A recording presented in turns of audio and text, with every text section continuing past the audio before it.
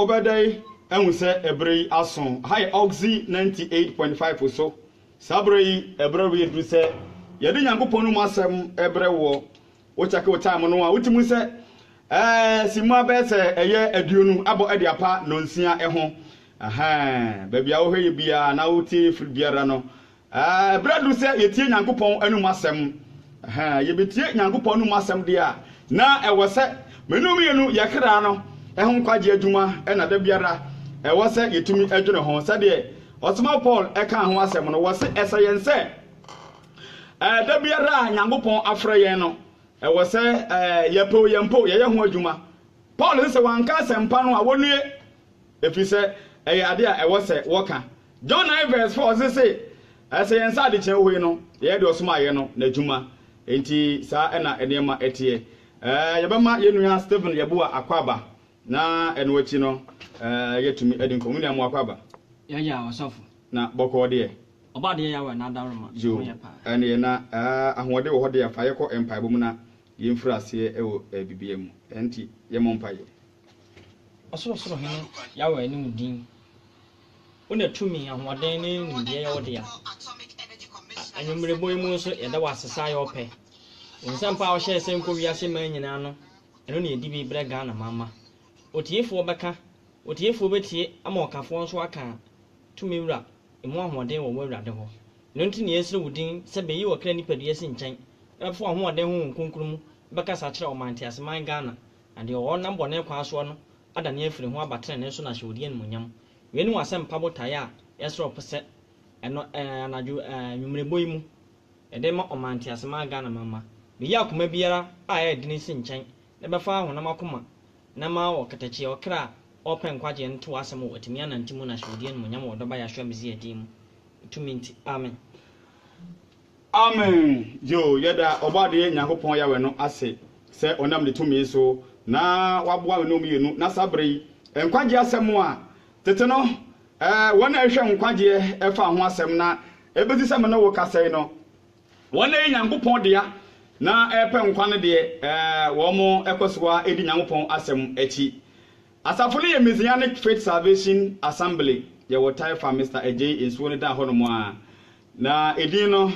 Obedia amankwa minister me Yeboa na ewo ha no mo sabre na sade be ya bibia betumi akonkan tem se Stephen obeyisu microphone number 2 no de amame na ya se na sade be ya bibia be wan na etiefo betumi ate wonka eyi no obeyisu Stephen ayi Stephen used microphone number 2 no na yeni enkomo ewo ehono mo memo Akwaba menua enema edem di mic no so emu ye kama papa yo say de abrani abrebia no aya na yedi Nyankopon no masem ebre etiefo no sa ne nso so yedi eba ebio nemum no last week etiefo ante yenka nti ebesere se wo mo emfante enyebo apayo yitia ye na echi kakra nti etiefo emfante yitia ye na echi kakra nemum no ene yebedi nkomo emse nche bia na amanfo se de dodo no animu no Yesu wo ho nkaye na ene no yepese etiefo enya entiase wo ne medo ho edefa Mizaya no a wono bewuji yenkwa no sesei ena ewose ne din agenkwa no edisanso ben na wose enya ewo manum yenu yabrabo mu mepacho ne din no eye agenkwa echese wo baba ye adwuma bi na the question is say edin no enya nsunsaso ewo so another say ye bebusa na yatumi adi eho enkomo na bibia etumi akọ enkan pepa mo chew mo a ye wi a ye telephone numbers ebetuja na wa wo pese wo di dinkita ho no watumi so ene ye edi ekita ho nti ye besere etiefo se sisi ya de pepa mo chew mo a aya na mo frɛ no mo ma afrɛ no enkofo na ye wi a ye betinka pepa mo chew Stephen Yahweh Matthew chapter 1 verse number 21 na enen kwama ye di no botae no ye se Yesu ana Yesu Messiah no wono yɛ yagye nkwa na ekwan yɛ ofa so a wɔgye yɛ nkwa no de botan ni nyina no egina ewuo bi a ɛkɔ so ɛwɔ emure bi atwa mu 14th of Aviv bi mu ɛwɔ mfinhyia mpemienu ne akyire ne de ka ho ɛna mogya bi esane yɛ ɛwɔ Calvary fo ne so na saa mogya no ɛna ɛtɔ me no mienu efiri owuo mu ɛde ba nkwa mu na the question is say me no mienu Yesu wo ni moja no me pa chawo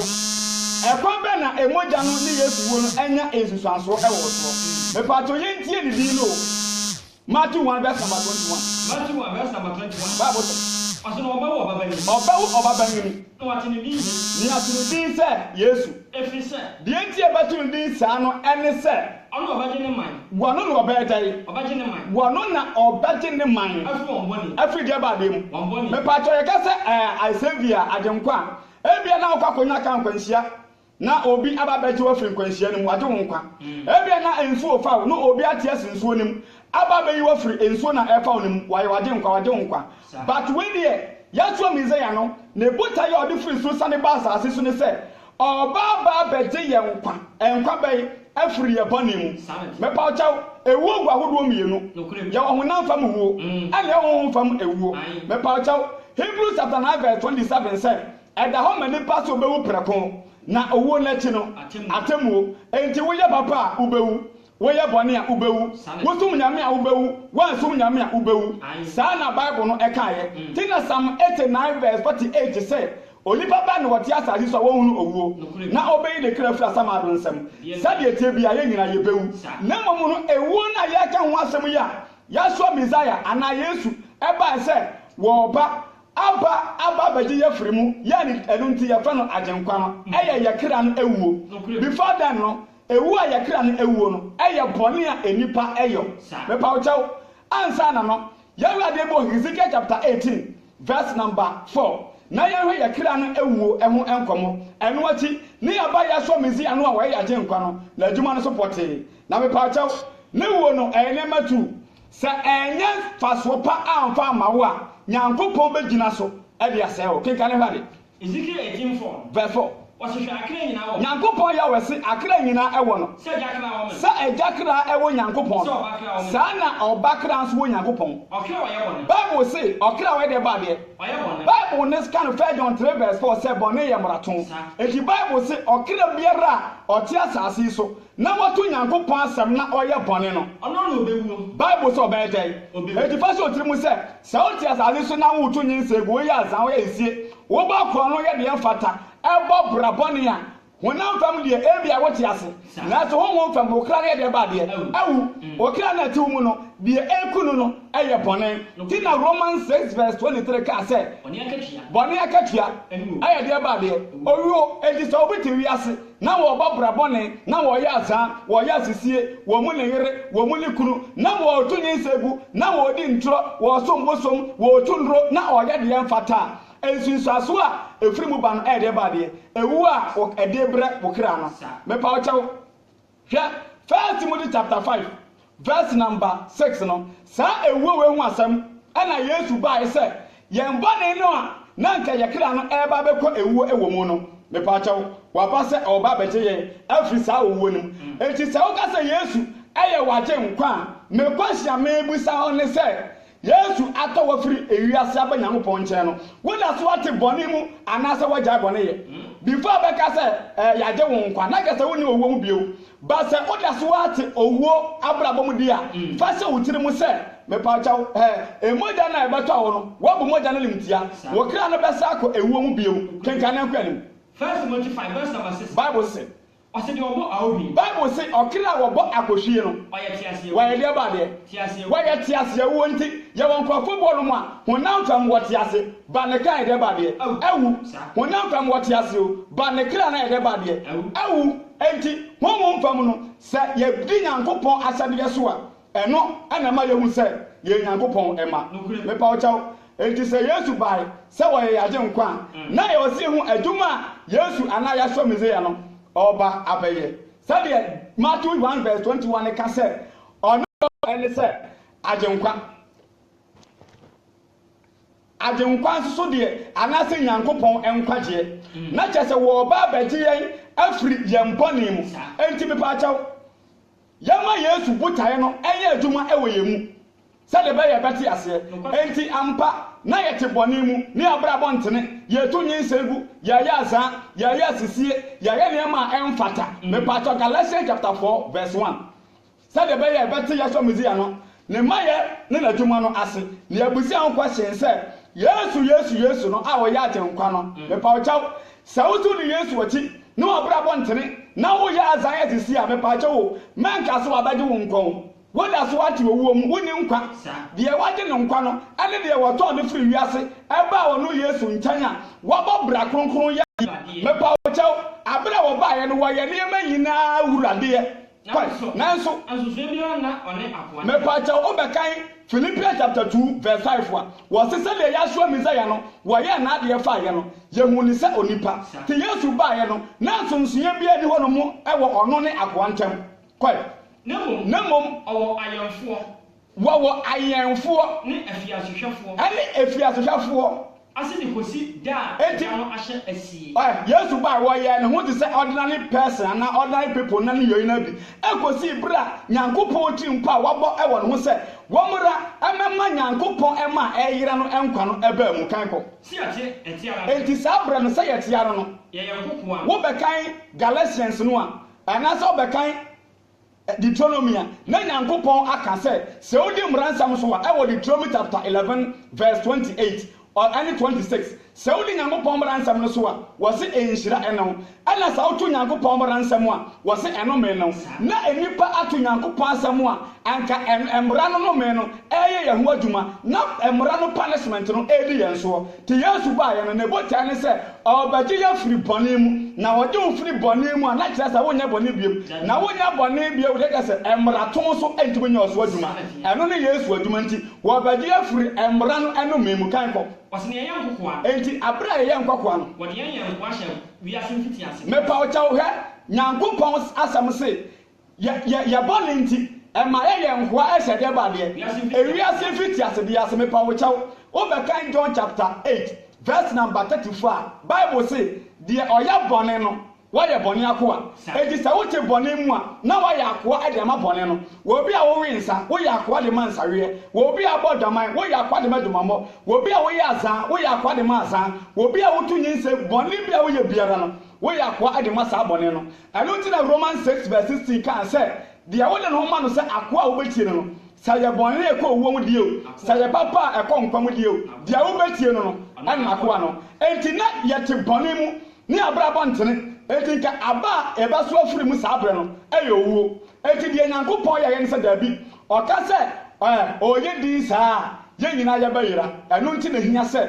ɔde agyenkwa bi ɛba na botaeɛ a wɔde firi soro aba ne sɛ ɔbɛgye nipa afiri bɔne mu ama yɛbɔ abrabɔtene te sɛ obi se Yesu abagye ne nkwa the Lord is my savior na nabrabɔ ntena fa sɛ wote mu sɛ wɔnyɛ wo savior wɔnyɛ wo nkwa wagye wo nkwa nka abɔ nnwuma pa ho mmɔden mepa ɔkyɛw ɛnti wodeɛ tie Bible ne nkwanim yankwa enti wɔse yɛyɛ nkwakoa no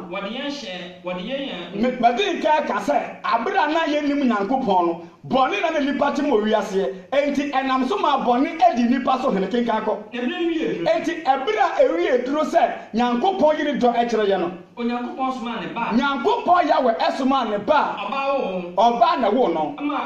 mepakyɛw ɔbaa wo no yɛwo no ɔbaa wo no yɛwo no abere a na enipa ato Nyankopɔn mmara nsɛm ama yɛaba bɛhyɛ mmara nsɛm no nome a ɛse ɛmfa ɛnome mmara nipa no ase kɔe sɛ ɔmɛgye wɔn a wɔwɔ mmara no ase mepakyɛw ɔmmara mɛgye wɔn a ɔwɔ deɛ baade ase mepakyɛw mmara no mɛgye mfiri aseɛ no ɛnyɛ ɔbɛgye afiri mmara nsɛm dum o ɔbɛgye afiri ne awu nsa wadeɛ mu dabi na mmom no wakɔyɛ ɔbɔnefo a wakɔyɛ bɔne no sɛ wodi Nyankopɔn asɛm so asoɔden a yɛwɔ mmara bi a Nyankopɔn hyɛ yɛ sɛ yɛmfa saa mmara nsɛm no ɛmpa ne hyew ebi ne sɛ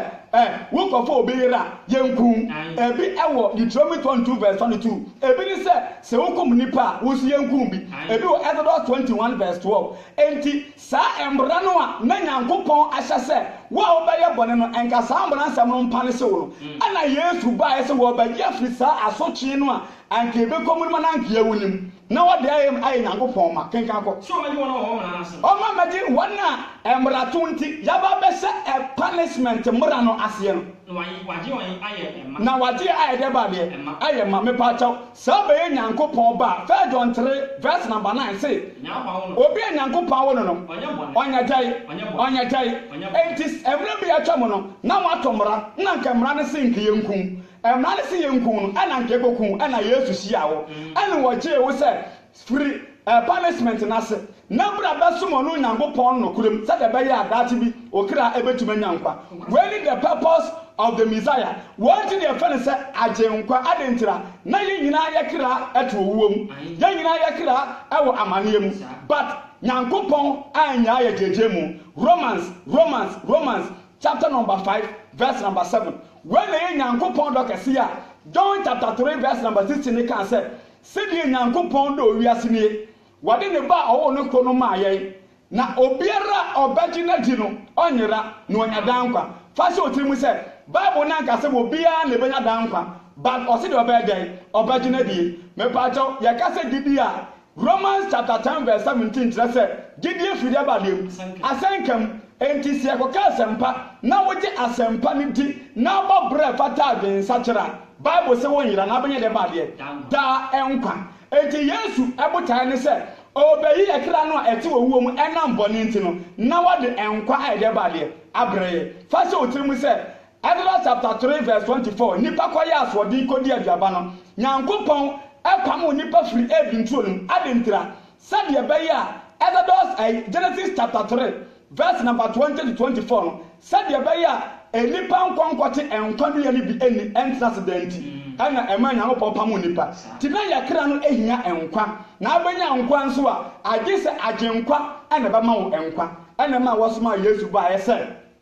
wɔna bɔne nti wɔwuo dwama nti wɔwuo krono nti wɔwuo yinsa tugo nti wɔwuo no wɔmna mayi wɔn firi bɔne mu ɛmra ɔno nyankopɔn ne ɛnkyɛn eti me paakyɛw wɛnti na Yesu yɛ de badeɛ ɛba asase yi so me paakyɛw sɛ wotie Matthew chapter 1 verse number 21 na kan ne hwɛ adeɛ biom Matthew 1 verse 21 ɔso ɔbɛwo ɔbabani iti bafo ne ka kyerɛ Joseph sɛ wɔyere Mary bɛgo ɔbabani na yɛbɛto ne din Yesu ana Yeshua Messiah ɔno na ɔbɛgye ne man afiri wɔn deɛ badeɛ mu ɛyɛ mpa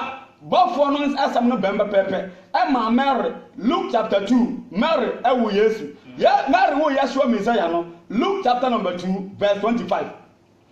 yɛhwɛ Yesu adwuma a ɔba bɛyɛ enti de kwase ne sɛ Yesu adwuma wei anyɛ wo abrabom na de yɛwo de wɔn ma sɛ meka Yesu mogya abɛgye me nkwa ɛna Yesu atɔ me ɛna me de Yesu ati a mepa wo kyɛw ɛnyɛ tɔ a wode wano ka sɛ watɔ no ɛna kyerɛ bibie ɛnyɛ tɔ a wo se watɔ no ɛna kyerɛ bibie na mmom no wɔno a watɔ wɔn sɛ bra bɛyɛ adwuma ɛfama no no ɛna busa ho sɛ ampa watɔ anaasɛ wɔntɔ sɛ watɔ a ɛnka wɔgyae bɔne yɛ mamma example sɛ obi wɔ kɔtɔkɔ na sɛ haasefoɔ tɔ na wɔbɔbɔ ma kɔtɔkɔ anabɔbɔ ma haas sɛ obi wɔ kɔtɔkɔ na haasefoɔ tɔ na ɔbɔbɔ ma hefo saa so na wɔ wiase na sɛ yɛtɔw efiri wiase ɛma nyankopɔn ahene a wɔbɔ ɛbra bɛ ɛwɔ awurade mu nyankopɔn ma brabɔ enti mepa kyɛw ɛyɛ ahene ahodoɔ mmienu bonsam deɛ na nyankopɔn deɛ na yɛte bonsam ahene mu a ɛnka yaba yɛbɛsoɔ ɛne wɔwuo mepa kyɛw yɛwɔ Yesu Luke 2:25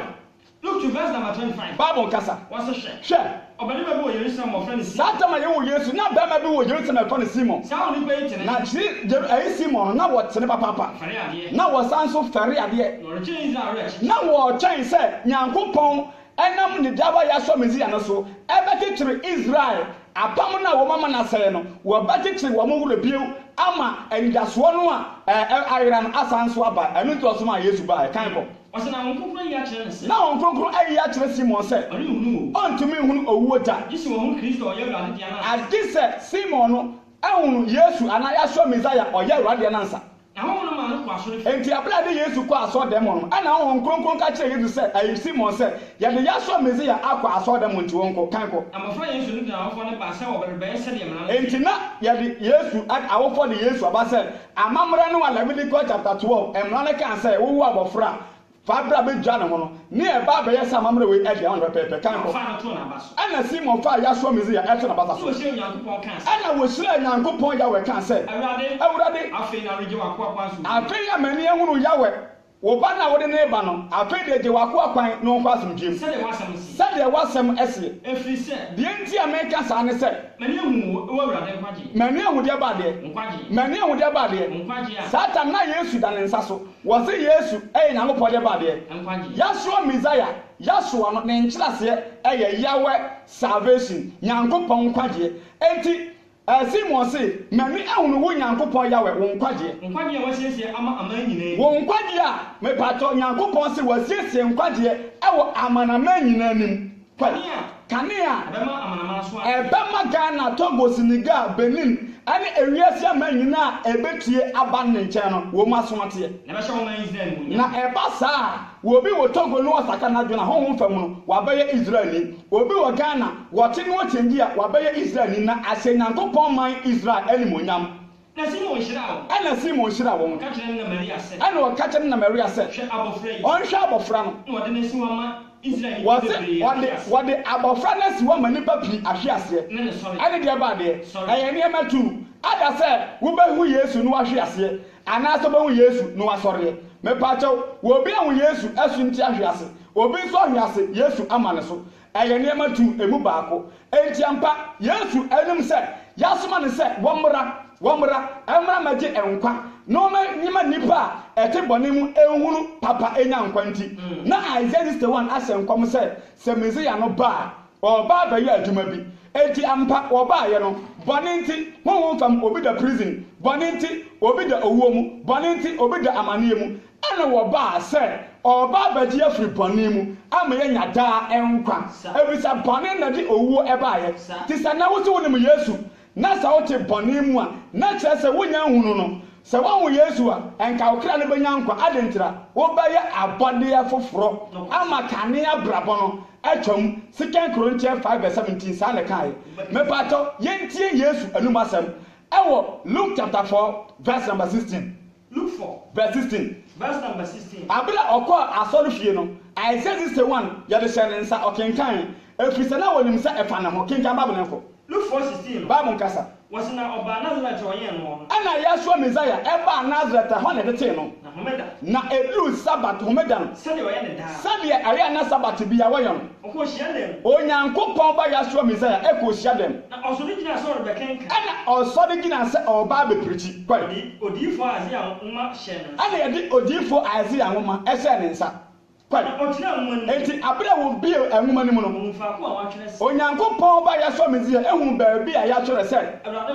ɛyɛ Isaiah 61 na dwuma na yɛse wɔ mmara mɛni nie ɛdɛmamɔ ne korɔ no nyinsɛ tuguo ne asa abufuo ne kokobɔne azaa ne ntoɔ ne nneɛma mfata no ɛde nipa akɔgo mpokyerɛ mu ɛde nipa ato afiase bɔne ɛkum nipa kra wɛnti na Yahshua Messiah no baeɛ enti na ɔse da biara a yɛbɛdi communion no yɛmpa yɛwɔ no ne ba Yahshua Messiah ne wɔkɔsi no bɛyɛ dɛ ɔbɛba enti mepakyɛw ɛnyɛ mekɔ asɔre o ɛyɛ menim Awurade na ne mogya no atɔme afiri me bɔne mu na mogya ne tɔ afiri bɔne mu a wonsa nkɔ bɔne mu bio kenka Bible ne nkɔ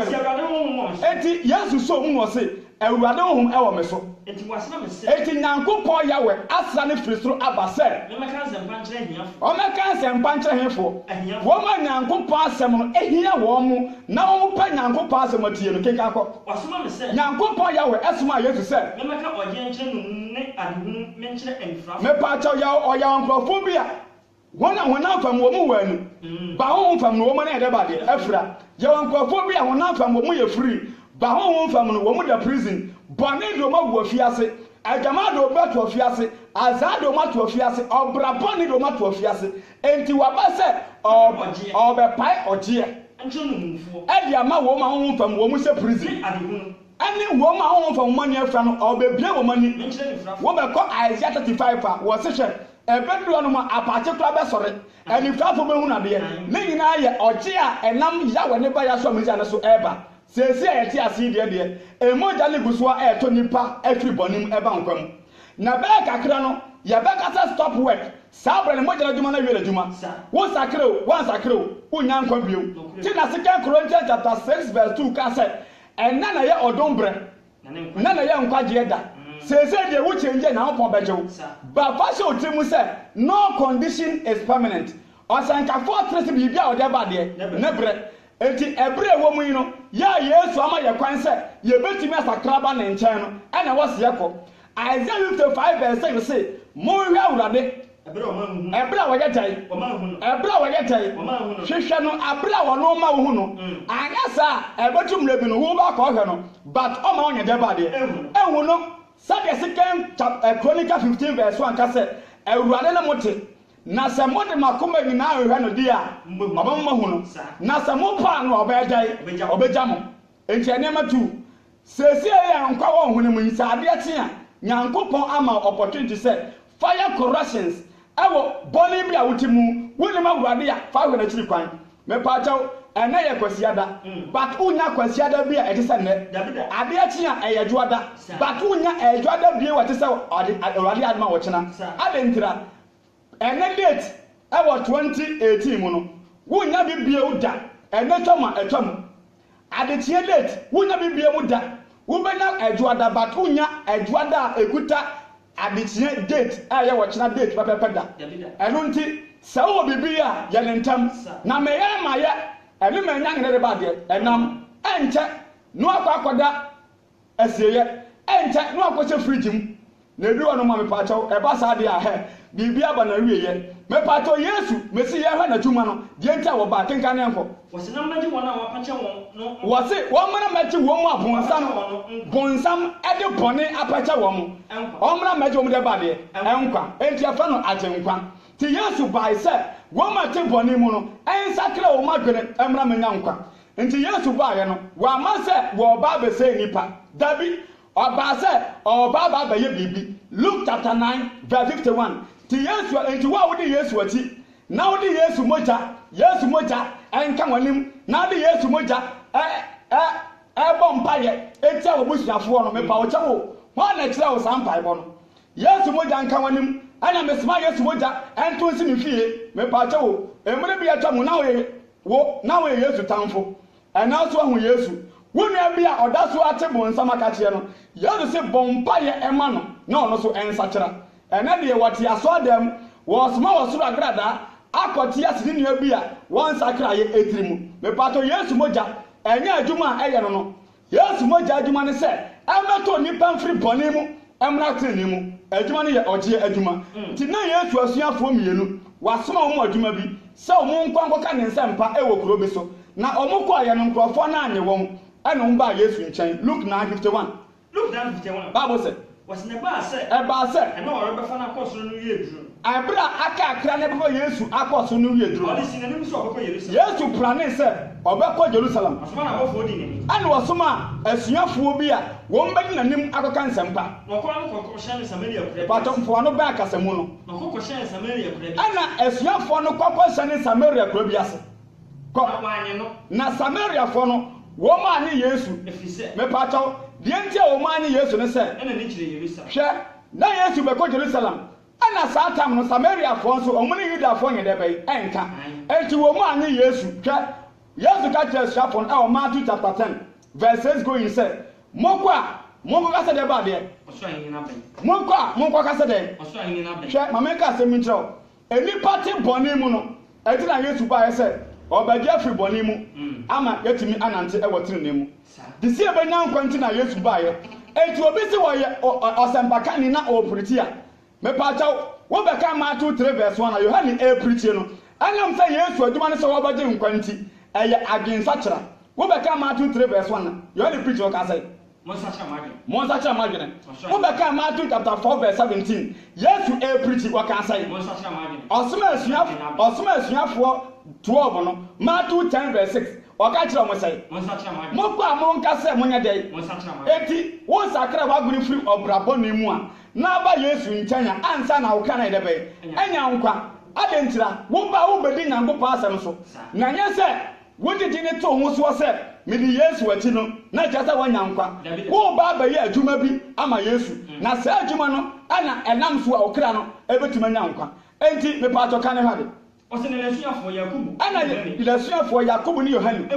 wɔn mu hu sɛ Samariafoɔ no ɛntie Yesu no wɔn mu kan sɛ Awurade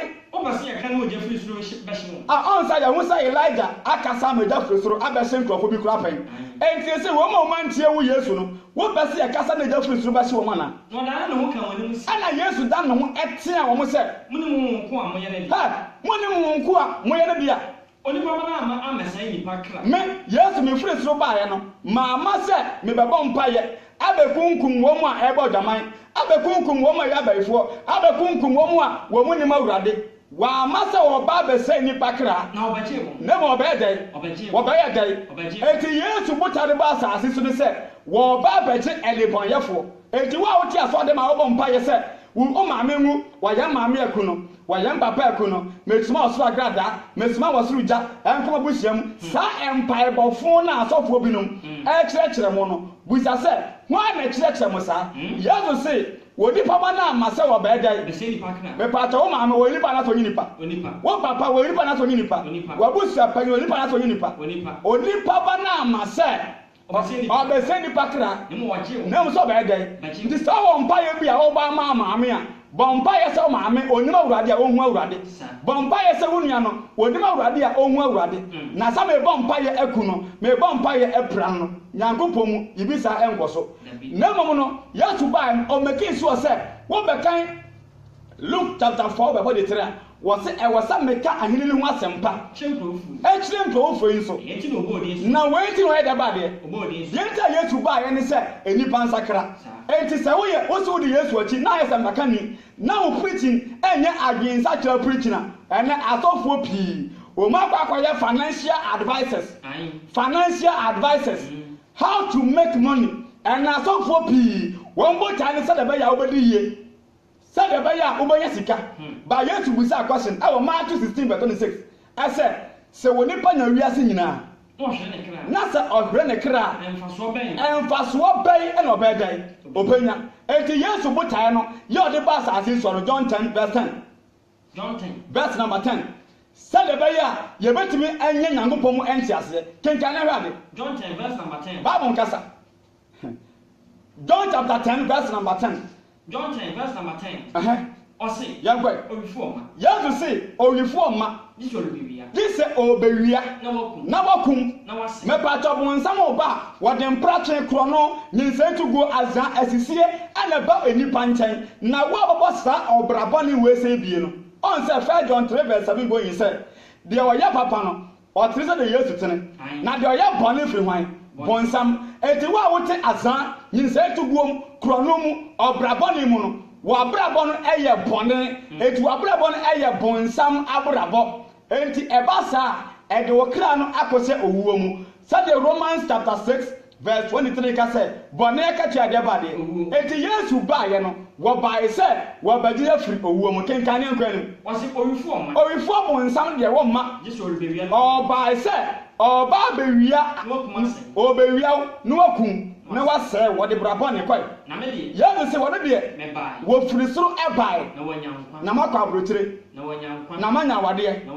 na manya yɛdie ɔn sɛ ɛne asɔfoɔ pii ɛne bonsam ayɛ contract enti wɔn mu yi nipa adwene afiri nkwagyeɛ so akɔ akɔsi ewiase agyapadeɛ so badeɛ wɔn ne sɛ Luke 16:19 ɔdefoɔ ne wɔhiani no a wɔhiani ne mɔmu ɛsoma Awurade na ɔdefoɔ ne mɔmu no ɛnsu Awurade no wɔn mu wɔ akyi no ɔdefoɔ ne kɔ problem mu ama wɔhiani na ɔnam hia mu no wɔbɛnya adankwa saa na bɛka Luke 12:16 so a ɔdefoɔ bi a ɔka sɛ meyɛ ɔdefoɔ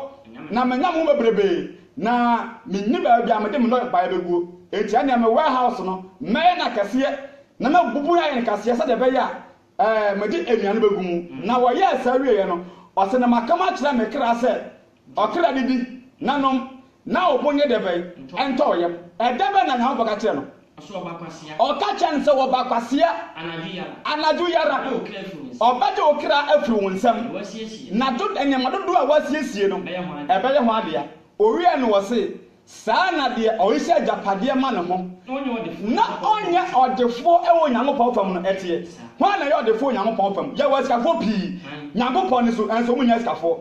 yɛwɔ nkurɔfoɔ pii sɛ ɔmo ne abie Nyankopɔn nso ɔmo yɛ nifurafoɔ saa na yɛwɔ nkurɔfoɔ bi a ɛwɔ sɛ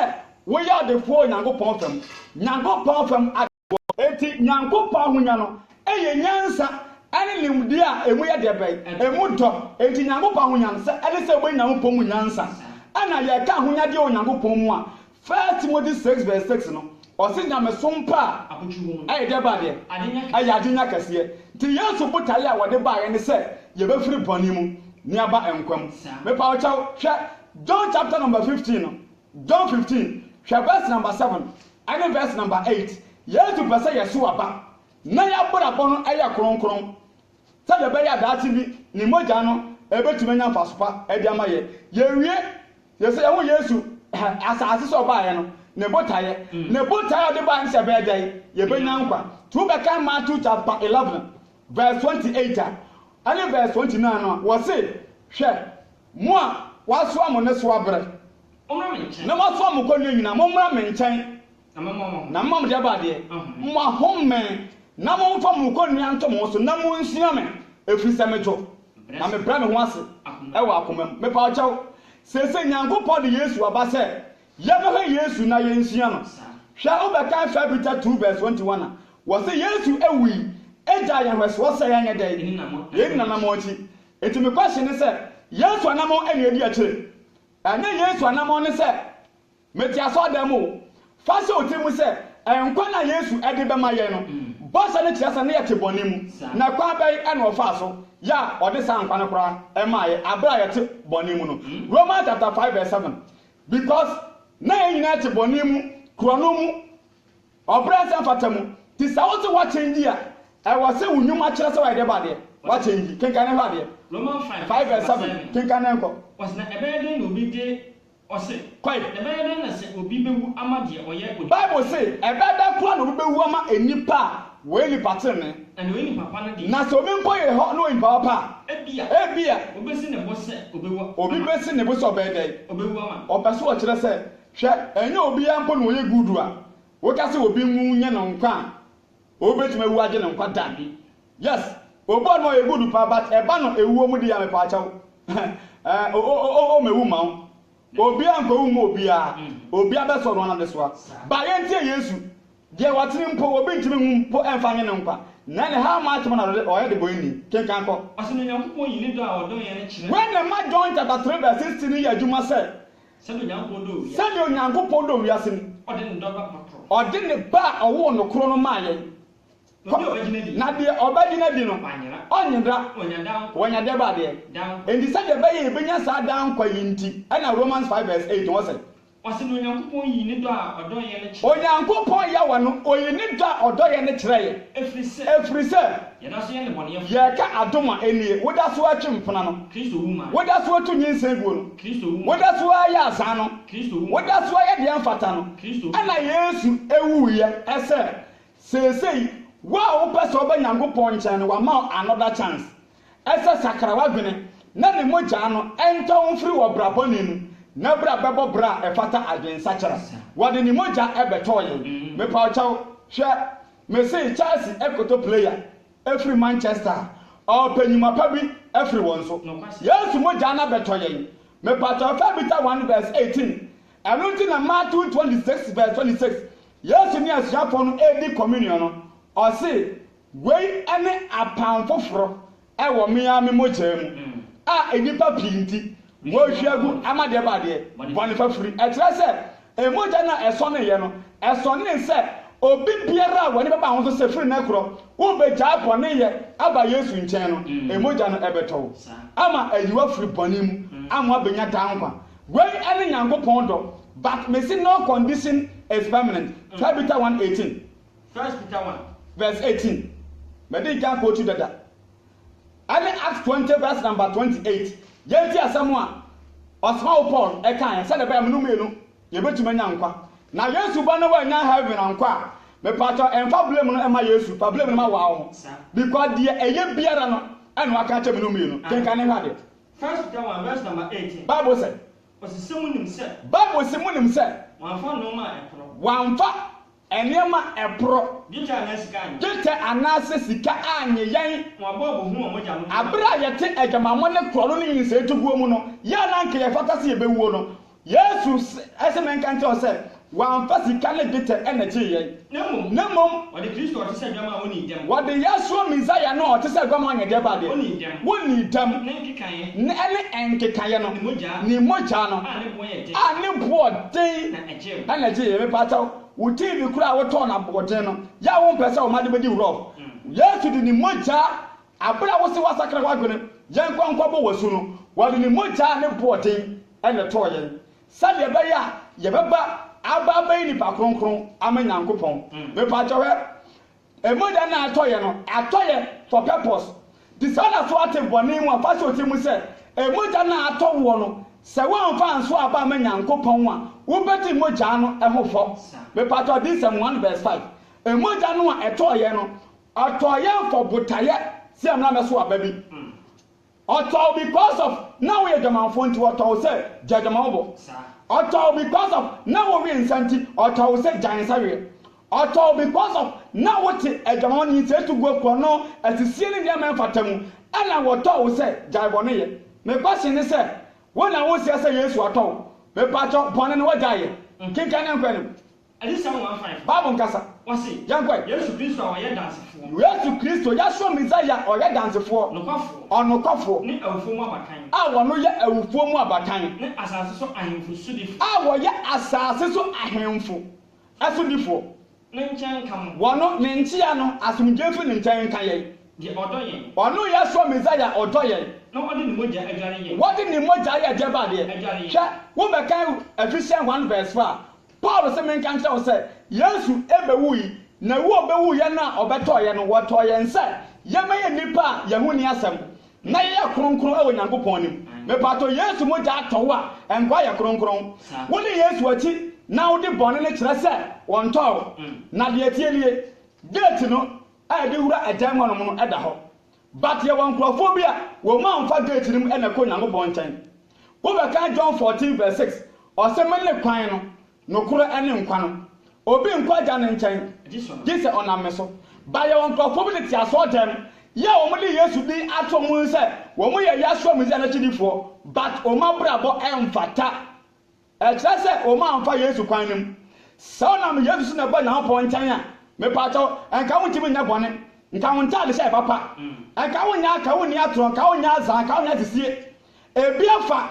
obi agyampo wɔ ɛna abɛwura nya hɔ dan nim na obeka John chapter 10:1 wose wo a wonfa gate nim enwura mu na wo fufa baabi no wo yɛ kromfo etia wa kromfo pi ɛwɔ Nyankopɔn dwuma mu wode ne ho Yesu di atoro ho so banabra bon fata wo beka Juda 1:4 ɔse ebi no yi yon ho abem ebi no ayɛ tai oyi yon ho abem enti wo ma wo so mo yɛ Kristofo no anom de Yesu akyi no aya hodo tu ye wo mo yi yon ho abai debe abesem ne Yesu na fra won ene o wo ma Yesu na de ne mogya eto wo mo te na Matthew 7:13 no wo se ekwan no eye mienu ye wo kwan hwehwea ene wo kwan kase okwan kase no wo mo di ache ndoso wo mo de Yesu akyi o mo twempra wo mo de Yesu akyi o mo bodaman wo mo de Yesu akyi o mo yɛ asa wo mo de Yesu akyi o mo yɛ sisie me pato sa kwan we e ko se yem ene ye wo kwan hwehwea wo mo de Yesu akyi ade abra kronkron ebo omu abrabo sankrofo wo na ekoda nkom enti ekwan ne de mpacho sade tie bia no eyetu de tie ne kan ne hade edisem no me pato kin kan yanko me ni bre no hospital yanko wase Yesu odoye na odi ne mogya ajare na odi ne mogya edeba de me pato pase otimu se na nka wo ti fi mu ti Yesu mogya no e ba yadai ajare kina me se yemfa Yesu mogya nka obi ani mu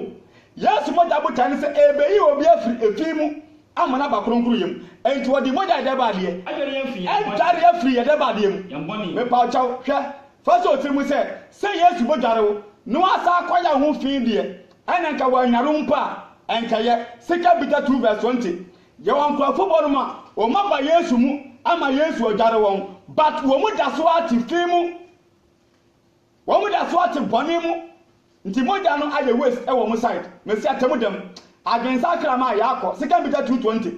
sika bita 2:20 wo da ma ho nyesoma wase no onam awurade ne agenkwa Yesu Kristo so nimdiye so wase sa onam awurade ne agenkwa Yeshua Messiah ho nimdiye so adwane wiase fi na sa wadwane ewiase de mamokro no asisie azan ewiase abrabo fi no trotro mu bio na wonim na so obede Yesu achi na wo sa akọ wachi ekoye obrabone dwamamo de ansam fata no biewu a kodi nkugu a na se wo kodi nkugu a wa kire asetena ade wa kire asetena no da no bone che da ne obone che first na wonim awurade no na enkeye ma wo ade na nke se wonim se obede Yesu achi asa abatwe mpena abokro no abaye azan abaye nsebia ene nka eye ma wo se wa wo no tene kwan ene nka ye ma asa nka Yesu kura amfre wo chense wo ba Yesu nchen na wasa dania firi Nyankopon asede kronkron a yade asa wo nemu mese wo a wo de Yesu di abato wo so na wo di bone no first na wo ti wiasa na wo se Yesu mfre wo no se wo di bone a Yesu animu nwase wo side ebia sa abra na wo fa Yesu di nto wo so ene de ye fra wo Yesu ekiri ni o Kristo ni etifi sa breko se wo di bone a me pa wo chaw se Chelsea player asa yes e kata Chelsea Friday ba de asa se kotokofo ni ball ba ye kata kotokofo ni ball bo sa na wo so wo ye Yesu nipa no abra bo ntene a egu Yesu animu ase tu be kan Romans 2:24 o se mumunti senyankopon di amanamem o senyankopon di ode ba de amanamem enti Yesu ni moja be de be e be to yen se ma ya nkrofo a wo mo eni asem e wo nanim ti se Yesu moja na be frɛ atoye ɛwɔ Acts 20:28 Bible say mo ha mo ho ni nyanku a hon kronkron ɛde mo si won so ayefo no sɛ be nyanko asafo ya be ye Nyankopon asafo a ɔdo ɔno ne moja nye woni me pacha ɔde be ni nya ye ɔno ne moja enti pacha so de Yesu achi anya wa wo pɛ Nyankopon ɛnam Yesu moja so ɛna tɔwo ɔtɔwo no wo dware wo sɛ bɛbɔ bra kronkron ti na be kan 2 Corinthians 5:17 also be Kristo mu a wa baye abode foro nyamada na ni nyina nyamada nya ide ba de na na so atempana adenti na so miniskirt adenti na da so adi ukuratem adenti na so atebonimu na gese wago Yesu oni mu ase dan bia no pan so bo ndin Awurade Matthew 7:21 o ka say no bi osi se Awurade everyday enye obi a wo ti aso dem ebo Yesu di Awurade kwai ko so ani anya san krofo bi so bo ndin no na be ko so ani mo nemo we meja wo so na sa odimoje na to adware wa wi a after esubo no Matthew 28:26 mo nkyerɛkyerɛ won se boni de machine enti se wa ba Yesu ntanya o se yede ba de enye wona wo se me se Awurade wade no no ba ko so ani nemom we meja wo so na yo aye meja wo so de ba de okay ya wan krofo bi nso a wo mu de Yesu ati ba Nyankopon asade omonye bada biara anopa awia anwumre wo mbo Yesu din Awurade Luke 6:46 yenti asema Yesu e ka che wo mu a da bia mbo ndin but okasa mu ntie John chapter 14:15 say samu domia ni mashadi ento na wunti kramoni bia wanye Yesu nie no wo sora na odi Yesu atam because of wo gidi ni bia wabra bontene obi a wanye Bible nie no wabra bonti dabia na odi Yesu atam anu nti na Romans 2:24 ka say munti se Kristo o se Nyankopon din amanama ewo amanamamu se de watwere no me pa chaw e ma Yesu bu mfu enam ye boni nti sawuti watawode a fa so otirimu se wo adwuma ye Yesu mo jan tawode asakra na wa ye grade say every time biara wo be no ho ewo boni mu no obachewu na wayi wa frifi mu abankwam weri asempa o se yen kan kyere wo me pa chaw wo mo bonye Yesu din Awurade o kasa nso a wo mo ntie Luke 6:46 wasi ade na onfrem Awurade yawda wasi adenti na da biara boku asodem a Awurade enu o twempena Awurade no tunyi nsegu Awurade no ya za Awurade no ya sisie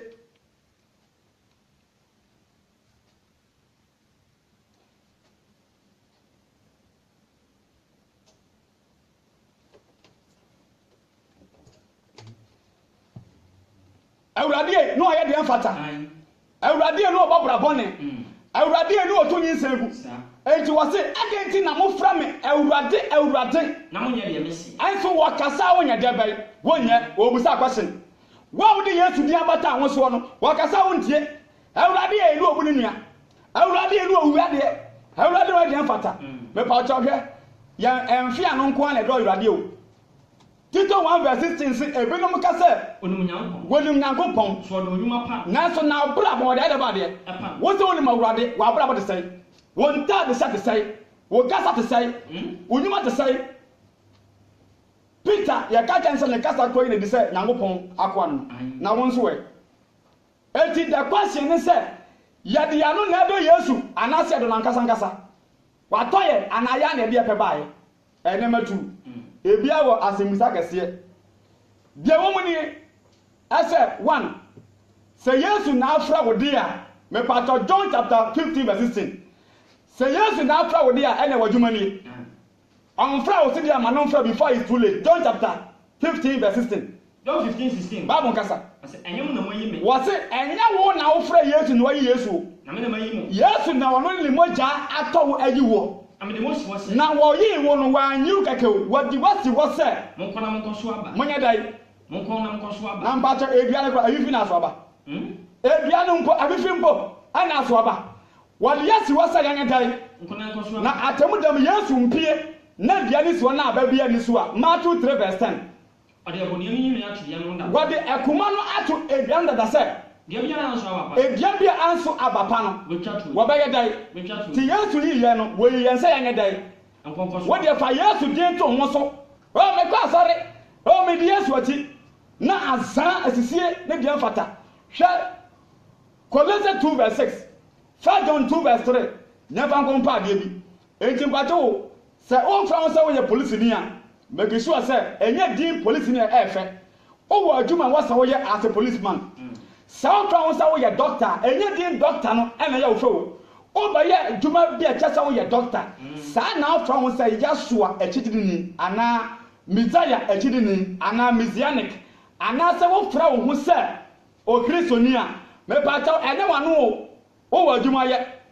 Colossians 2 verse 6 wasade mo je Awurade Yesu Kristo sadia wo ji Yesu Kristo no monante ne musa janye dai monante ne musa wo ba penante wo Yesu mu ti sadia wo je no ba pepe me pa cho Yesu wato mpra Davida wo je oya azan oya tisie oya de bone na de ti na wo ti wadi Yesu na wo ya de bone me nkwate a me de mano adi Yesu di me de mano keke na di Yesu di 1 John 3 verse 18 say mo nfa mo takra manko awo enno Awurade monno wo de ba de ma wa bra bo nkyere se wodim Yesu ene wano keke edi se bia no eye adwuma awa wono a epe nkwa so nti for God so love the world ne de ne kan ede na mo no akade wo don ba wie pae wo ne mu 1 John 2 verse 3 1 John 2 verse number 3 Bible nkasa ne nko esi edi na hyede so a sameno mienu ye ba Yesu ntanya enye ne din na ye abo na kyese wo ne mu yeyo say ye did ya ba de so na hyede so me pa cho Yesu asade eyem praten Davida aya kro no nti sa wuti Nyankopon mu na wa ni Yesu asade so me pa cho wo problem say ye did na asade so a no le di hu say ye ni eno na ye de hu say de ba de ye de e de ba de okay di sa wuti woni no na woni na asade so de ti Bible de o kase minim say obi ti wa say minim Yesu na woni na hyede so na Yesu kasa na wonti a wa de ba de me kwase ni say oba wo say miniskirt wo ba wo bo jaman ba ma wo bo jaman wo bo koro ya azan ti say na wo say onum Yesu no Bible say men kan so de ba de ken kan en kwanim anokro ni nim Bible say wo bra bonte na wo say onum Yesu no na wo nka nokore kwai na obi na odi na asam so na wo Yesu kasa eni awunsa wade emokro no eni adanse kromu bobra kronkron di Nyankopon asade so na wo tie sa ansam we no ampara onumu na Nyankopon do no wi sa ni pakoni mu na sa John 3 verse 16 no a Nyankopon do wiase nie no de odi Nyankopon asade so no sa ni pakro no na Nyankopon do no ewie paye me pa cha verse 6 de okase otini mu no sa obi se Yesu atini mu a esene se eni esese ni pakro no se onante se de ono so nante waya dai onante se de ono so ti na me ka fa bi 2 verse 21 say Yesu se wo wi eja ye wes wasa nye debe ye nana mo ti save and de wona djuma no wayo wayo wie wayo bibia akasa wo be odo ho be ma no say onto John chapter 8 verse 11 wo ka kire wo ba no say hey obi anku amesemi nku but go and sin no more and kwaya bone bio sana Yesu frɛ obi aba ne nkyɛn a o ka kire no John 5 verse 14 gbogbo ni na Yesu je no nkwa no o hia na so dem Yesu ka kire ne sɛ enye bone biem na de aburu we so angede be ama wo so sana obi a wote bone mu no Nyankopɔn agye wo wi a o ka kire sɛ nyede enye bone biem to be ka fa bi ta 4 verse 1 going na wo se de wo free wo dane free mu namfam amanie mu no why the body where giant pony na sesra bra aka no on tenasema nipa akono biem na mom o tasema hwan enti okay emoja ndi atọ basa wa mo bra kronkron a Hebrews chapter 10 verse 28 ye da samne kono wi anasa Hebrews 10:28 ma honya semam Hebrews 10 verse number 20 kenkan ne nkomunia osiso obi pu Mose mra teteno sa obi pu Mose mra akwati mogoro nyankopon asade ne kanse ye gina dansefo no masam so na se bona no wo ye de a yenhu ne mobo wakwati mobrohunu gina adansefo banu na adansefo mienu ana miensa edi adanse akire se wodi bone na ne yaku no kwai akati anya kura ene ye wa wo se Yesu moja atọwo na wo kempra ya zaya sisi ade emfata no akatia enya kura ben na mususu se ana mususu se esese wodi betua ye wotie esese ye di betua de wa de ba de wotie tinya akọba no wotie tie nyankopon ba ne so Yesu adom me no obo jaman Yesu adom me no obo ochempra Yesu adom me no otumi nsegu se basa wotie tie nyankopon ba ne so kwai na wo apamoja wodi ate no ho no ahu apamoja no anka esubo ati ete wo ho no wo sa akoye bone a wabu apamoja de ba de ahubudie kwai na wasopa adom no ede dom no waseye no wo bi di adom eye bone Tito 1 verse 45 say ebinum adane adom no akohwie me pato emfa adom no akohwie o adom no je ofri bone mu ema nyankopon apede enti pato wo ma benya nkwa akọ heaven no adwuma emoja no yeye no e wo Dsem 7 verse 30 11 going no sa adwuma no ene emoja no eyo na de asem no akọ ne wiye kan ne mfansi Dsem 7 11 going badi nkan abo 7 verse number 11 yanko emoja no baabia wose moja no adu koduru no enie ema moja no enkase moja na baju nti wote boni mu dabi ema asofo azanfo na daw pankwa di akiri kwan na Yesu mu aya ubetimewu kan ne mfansi ose na bofo ni gina atwa ahima no ne me pachaw atiasofo ba na no wahi Dsem 7 verse 11 7 verse number 11 kan ne nko wase yankwa wọ́n ní kẹsí ẹtì ẹmu sẹ. wọ́n ní kẹsí ẹtì ẹmu sẹ. nkwagye ne yẹn Nyankopɔn a ɔte anwa no so ne adwama no dia. me pato Dsem 7 verse 11 kan ne nko abɔfo ni nyinaa atwa anwa abɔfo ni nyinaa atwa anwa no ne mpanimfo ne atiasofo baana no wahi. yan nyampon verse 13 na mpanimfo no mu baako bu asɛm. me pato honhom ne de Yohane ɛkɔ soro ɛna hu sɛ enkrofo bi sentade fitaa ɛwɔ soro no ana panyimfo ne baako busa Yohane sɛ yenu ɔhyɛ nkyare yu fitaa me pato baabia wo sɛ Yesu moja ade ukoni o Yesu wuo no baabia wo sɛ de ukoni ti sa so ade Yesu na te boni mu a wo kanda so ate wo mu ɔnyɛ wo savior because emoja ne ntime nyew wo bodi moja no for that nis de ɔyɛ Yesu ye ni savior ayɛ de Yesu gidi free boni mu no ne krate nkwa ma wonyɛ boni biem sɛ the 5 John 3 verse 9 ka sɛ Nyankopɔn wa wonyɛ dɛ wonyɛ boni enti obusa sɛ saa nkrofo hyɛ kwa atre ɛyɛ hwanom na ofiri hefa amka kyerɛ nsɛ ana Yohane ka sɛ owura wo na ɔpangere wo na anim amka kyerɛ nsɛ ana ɔka sɛ yenum no na ofiri ahohia me pato kenkan Bible ne yɛn anim yenum no na ofiri ahohia wenum ne wɔn na wofiri ahohia kɛseyem ɛmfa wo ne wɔtae ba no so Yesu nti kwai no ahoro wɔn taade na wɔadai ahoro wɔn taade me pato ɔba Yesu nkyɛn na wɔhyɛ atade fi ba Yesu mogya no ɛhoro ne taade ama na ho adwama no mogya ama na ho a ɔde ba de mu adwama no mogya nti me pato asɛm na wie yɛ nie ama na taade na ayɛ fi no afei de ɛne ate ɛwɔ ɛgwama ne mogya mu yɛnti na ɔnya akwan ni mu na saa ɛgwama ne mogya na ahoro wɔn taade ma yɛ konkono nti ɛna wɔ Nyankopɔn ahengua no anim kwai na wɔsom na awia ne na wɔsom no awia ne anadwo na sɔre dan ɛwɔ na sɔre dan mu eni so betuma nyankwagye akɔ heaven a Yesu mogya no tɔw firi fi mu a na ɛdwarew efiri saa bere ne kɔ no wobɛhyɛ atade fitaa efi sɛ woyɛ kunimdi hene wɔ Awurade mu na firi saa bere ne kɔ no wɔntena ase ma bɔne bio efi sɛ Yesu mogya no dwarew na watimi akɔ Nyankopɔn ahenni mu ɛwɔ heaven deɛ wɔ aso betie no wɔntie ɛma sɔfo mfa God bless you ɛna adaw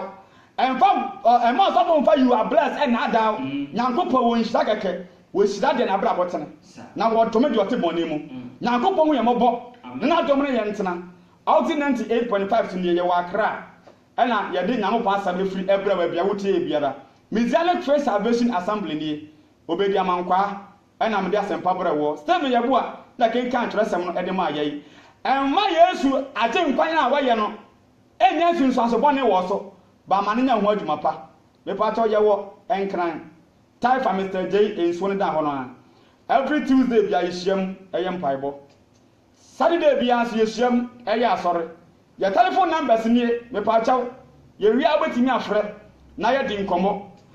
sɛ ɛko akoma sɛ wobɛ support program na yɛyɛ no sɛ yɛ radio die o sɛ yɛ TV so deɛ yɛkɔ no nso a yɛ numbers no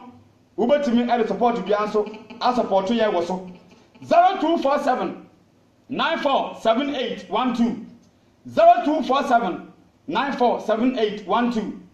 0247 947812 ɛna 0273 568 777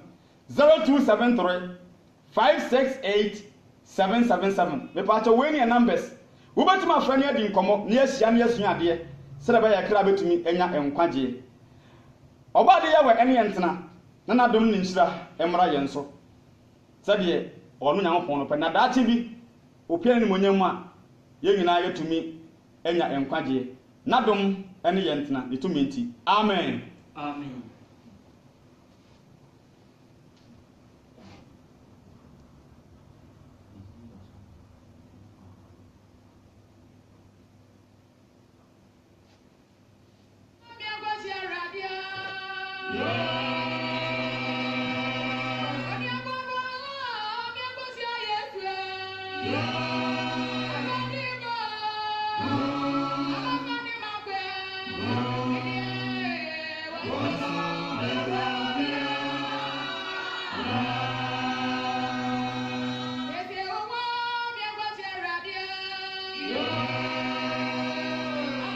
Pamto ya na wase video no amaye ube kokura no wase video no na ahofo nso atumi ahudi